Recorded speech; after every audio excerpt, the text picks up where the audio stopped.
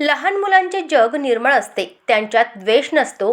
आजच्या डिजिटल युगात मुले तंत्रज्ञानाशी लवकर जोडली जात असली तरी त्यांच्या शारीरिक व मानसिक आरोग्यासाठी पुस्तकी ओझे कमी करून त्यांना खेळाच्या मैदानात उतरवणे अत्यंत आवश्यक आहे। आजचे विद्यार्थी हेच उद्या भारत घडविणारी पिढी ठरणार आहेत, असे प्रतिपादन माजी आरोग्य मंत्री डॉक्टर राजेंद्र शिंगणे यांनी केले।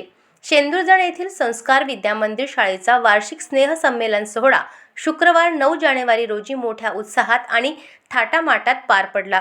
कार्यक्रमाच्या अध्यक्षस्थानावरून डॉक्टर शिंगणे बोलत होते।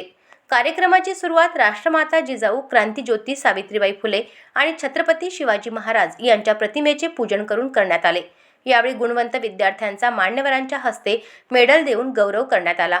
या कार्यक्रमास माजी जिल्हा परिषद सभापती दिनकरराव देशमुख, नितीनदादा शिंगणे, सुधाकरराव शिंगणे, खुशालराव शिंगणे, बद्रीभाऊ वाघ, हरिभक्तपरायण दामू अण्णा शिंगणे, केंद्र प्रमुख दिलीप नागरे यांच्यासह अनेक मान्यवर, पालक व ग्रामस्थ मोठ्या संख्येने उपस्थित होते। प्रास्ताविक दिलीप नागरे यांनी केले, सूत्रसंचालन नागरे मॅम व शिंगणे मॅम यांनी केले।